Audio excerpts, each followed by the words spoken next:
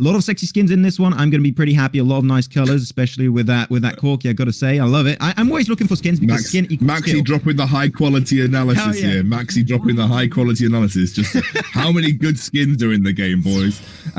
You know, I think that Max, this is going to be a lot of attention focused towards the bot lane this game. As you correctly mentioned, first Drake is often very important for Shyvana. It is Infernal as the first Drake. That is probably the most important dragon for Shyvana to pick up. It gives her the true damage to her flame breath when she's in dragon form. It's going to be spicy. I genuinely favor the Omega comp at level 5. You have a lot of really strong ultimates. You have Ragnarok. You have Unbreakable Will from Alistair. You have that Ziggs bomb, which is obviously going to be incredibly powerful in terms of AoE damage. I feel like you're going to have to get some kind of man advantage for next play, especially as Jinx is probably not going to be at her strongest state in the first dragon in the game. So I'm a little worried for next play because this first dragon will be so important. And again, we saw in the last game, it was a complete fiesta at the first dragon of the game. But we'll see how it goes. I mean, I think like the word fiesta is just exactly what described that first game. It was a little bit of a weird one for Omega Esport. They had a hard time overall. But then we're going to go back to the composition of having Corki going into the mid lane. And talking about Corki, he just bullied Chile on that Aurelion Sol. He's going to have to go for the honey fruit almost instantaneously. Reason why I also like Corki in this mid lane up against Aurelion Sol, Corki's got some really strong roaming potential. So I think that overall having that against another good roaming potential character like an Aurelion Sol makes it a little bit even Steven in the entire game. So I think that they can both bring a lot to the jungle and also to the side lanes if they decide to do so. Garen's going to try and get a little bit of deep vision, but it's not going to get done just yet. As Shyvana, though, doing her rotation nice and swiftly. She's just making her way around, trying to make sure she gets the information on this Dragon Pit when the Drake is about to spawn, which of course makes sense as she would focus down this Scuttler instead of the other one.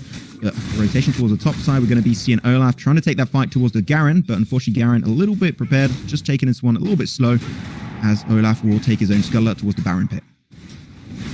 Yeah, I think right now I'm anticipating a rather slow game. I don't think anybody going to take. I don't think either team is going to take massive chances before we hit that first Drake fight of the game. You can see Shyvana going for a little bit of counter jungling here, just taking away the Krugs, I believe, from the Olaf jungle. But Olaf will literally just mirror that top side of the map. We've basically got vertical jungling opening up at this point in time.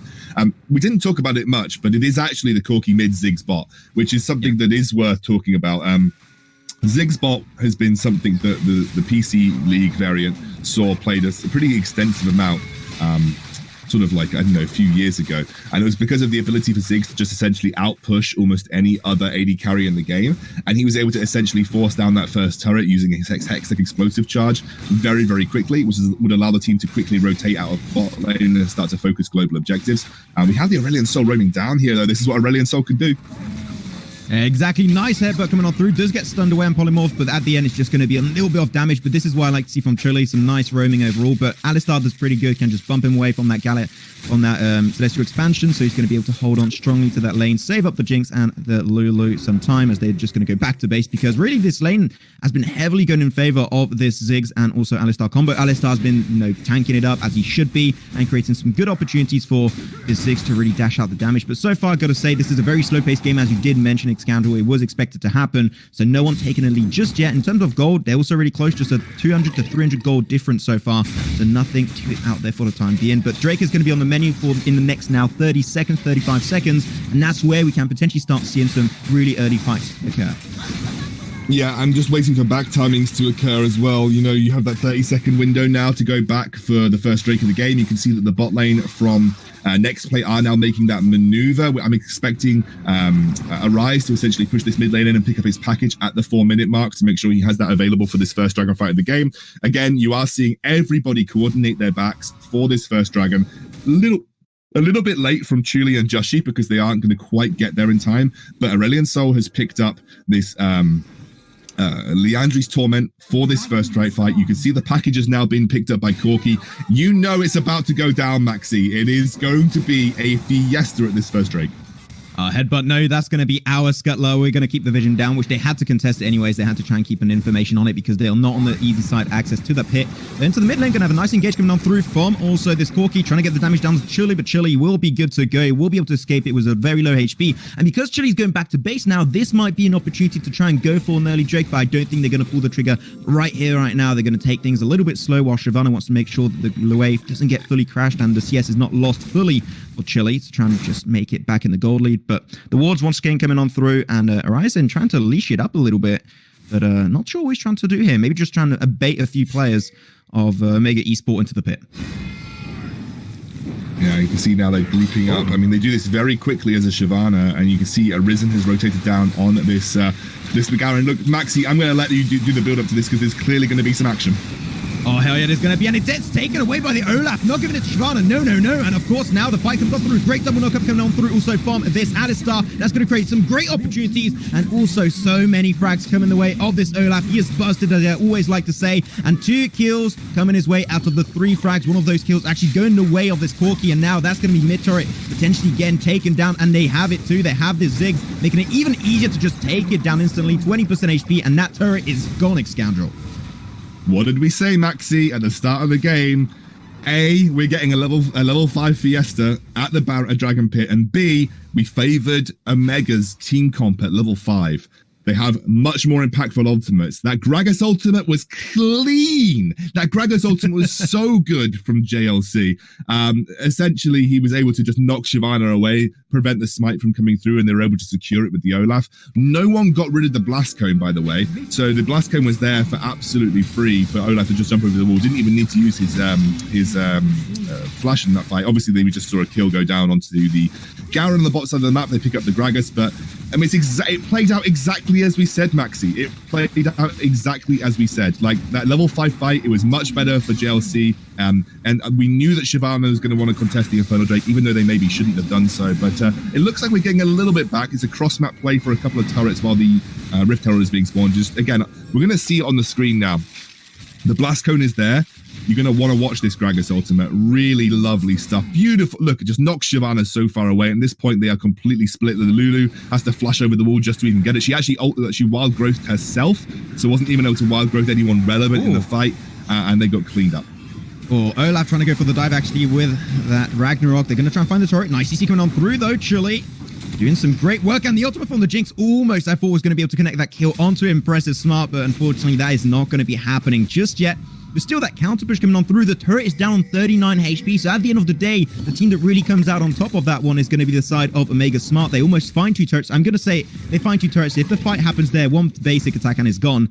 So overall, good pickup and good counter push coming on through. NEXPLAY, unfortunately, now losing quite a bit there because also they are pushing down onto the bot lane. The objective game has dominantly been taken away by Omega Esports. It's really, really good stuff from Omega. They're actually rotating time lapse around so nicely. You know, this is what Ziggs is powerful at doing. Ziggs has that ability to just roam and take towers with relative ease. That top lane will go down to a single Ziggs satchel charge. If you're able to get Ziggs safely into the red side jungle behind the Baron pit for Omega, they'll be able to just throw a satchel charge over the wall and pick up that tower for free. So, you know, this is what Ziggs is really, really good at. They're rotating him around the map as basically a walking turret destroying machine.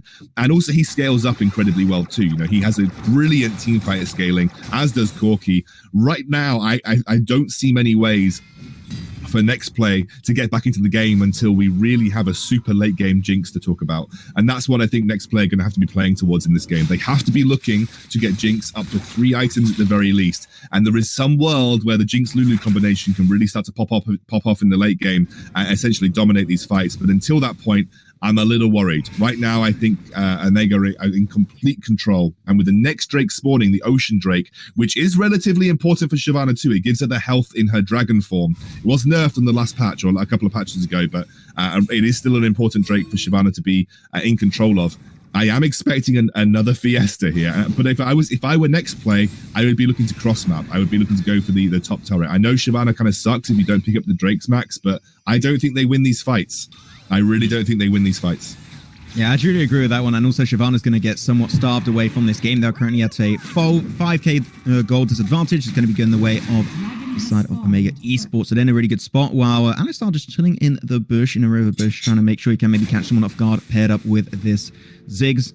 Things are going to get a little bit centered up. The entire team, here you go. You said it, the Fiesta is about to happen, and I think it is indeed. Everyone is going to start grouping towards that position, but the vision game is strong for NXP towards this pit. They have all the information, all the intel in the world that they might require. But are they ready to take this fight when, really, when you look at the side of Omega Esports, they're pretty damn far ahead. It's still only 3-1. It's not all that insane, but just their team fight potential is just absolutely through the roof. And they're just going to kick it off now, trying to contest it away. The fight is going to be roaring in just a few seconds, down to 3,000 HP. Garen's going to go on deep. They're trying to single out. There's going to be Shyvana out of way, and unfortunately can't fight it. They don't have the jungle, but Jinx just ults it down and secures the Drake, and that's going to make one happy Shyvana for sure. And Olaf is down. Unfortunately, went too deep in that fight. Now the man advantage is going their way, but unfortunately, all the players at NXP are just so damn low, and Alistar's just diving the backline like the goddamn assassin. Can he find the kill onto Uzi? I think that's a yes. He's disrespecting NXP. And now they're just going to be chasing down the few remaining players in their own jungle, picking it up one by one. Sure, they lose the Drake, but they find the kills.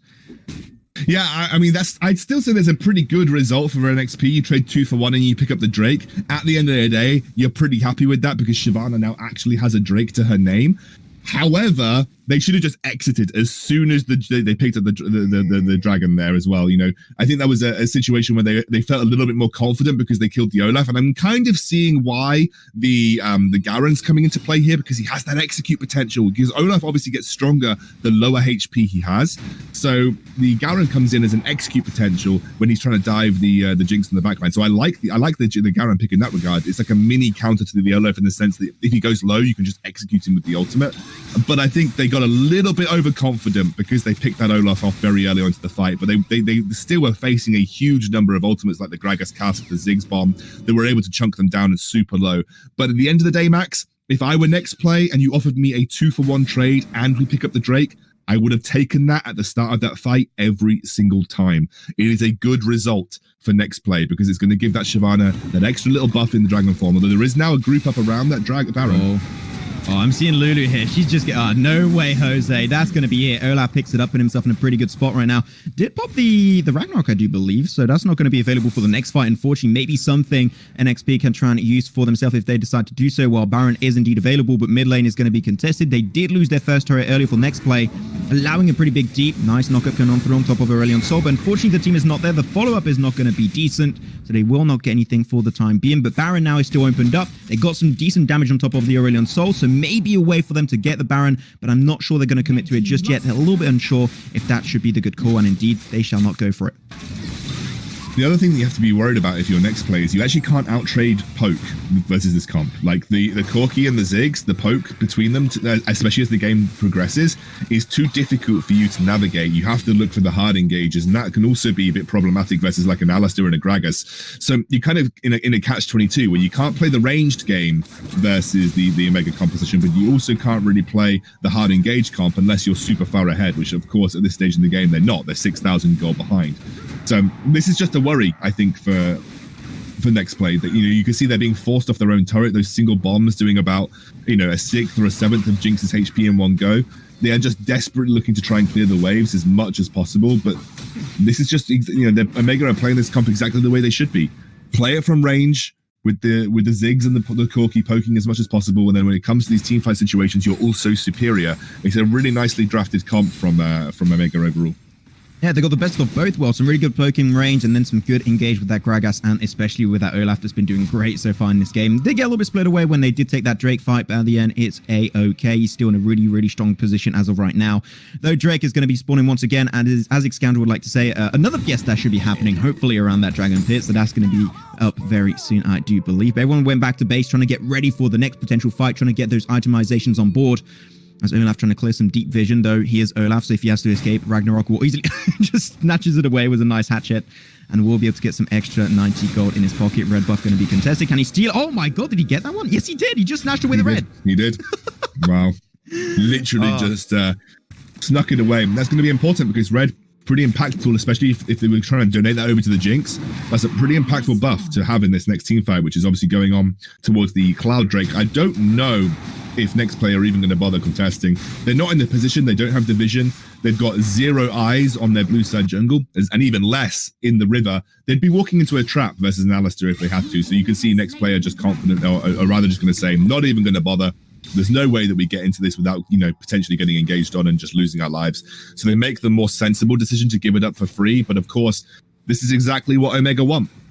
They are this far ahead where they've got complete dominance of the river, where at this point NEXTPLAY can't even step up to look towards to look towards the Dragons or look towards the Barons, and that's going to be a worry for them, because the Baron is quite clearly going to be the next objective being focused or even looked at by the Omega roster. And then you need to step up, like you need to get vision control, you need to try and take control back of your red side jungle at the very least. But at this point, Omega are in such a dominant position that they're able to just walk through for free, steal camps, put vision down, and honestly, NEXTPLAY are just essentially dealing the scraps of waves and funneling them into Jinx. They realize Jinx is primarily their only win condition, so they're just trying to give as many creeps over to Jinx as physically possible. Yeah, Hypercarry Jinx is going to be here for this game for sure. They do clear the vision away for the side of Omega Esports, making sure that they just going to put them in a little bit of a blanket of misinformation, as of course, you know, that's going to be Aurelion Sol can easily like just move away from that fight, not get caught up. But now as they are moving back into the mid lane, they're thinking, how can we potentially engage this fight? Well, Jinx does go back to base, so the man advantage is not there for fight does occur once again. Goes right into that barrel coming out from this Gragas, so just a little bit of extra damage down on top of the Shyvana. Things after a little bit of a stalemate for the time being, but that's just because they are stalling. They're trying to take as much time as possible. Corki, though, be careful to not get caught out. You will be fine, especially when Olaf went back into the jungle. They cannot afford to take this fight anymore, as it would break out really badly. But NEXTPLAY, they have that fear factor. They're just not ready to take any fight whatsoever. They're just trying to take things a little bit slow, making sure if they can, like, especially as you said, Xcandal, funnel that gold into the Jinx. She's going to try and go in the hyper carry kind of position here and try and get some good damage and try and use especially that Lulu Jinx combo that we have yet to see really happen in a fight. Like, that is just not been working out so far for them. And let's see if the next fight might be the one they've been wishing for. Yeah, I think the game right now is kind of favoring them. Like they are just playing it slow, which is important because, you know, at this point in time, you need to. You don't want to give away anything stupid. The problem is you've got Elder Dragons spawning relatively soon, and you're still not on a level playing field with Omega. And of course, the Baron is always under threat. So, you know, there will be a point where you can no longer ignore the river. You can no longer just sit back and farm under your towers. You're going to have to make a decision. But Jinx is now 3 items. You know, she is relatively strong. I'm also really loving the item that Arisen is going for here, because I think it completely counters the majority of the damage. Although I have to say, the Baron has started here, Max, so we could see some action. Maybe it's still coming on through. They're going to try and smite it down, and it will be smited indeed by the Olaf. Unfortunately, Shyvana, sure, she's got the GA, but she's taken a lot of damage, having to force and flash away from that fight entirely. Wow, man, this Alistar just keeps on diving. Good headbutt into the rest of his team. But oh, wait. Oh, it still went down, unfortunately, to one of the bombs coming up from 6. So that's going to be unfortunate. And truly just not able to have the impact possible. I hyped him up on this Aurelion Sol, but unfortunately, he's just not given the cards and the opportunities to have the impact he's hoping for. And this is going to be 2 Turrets going down into the mid lane.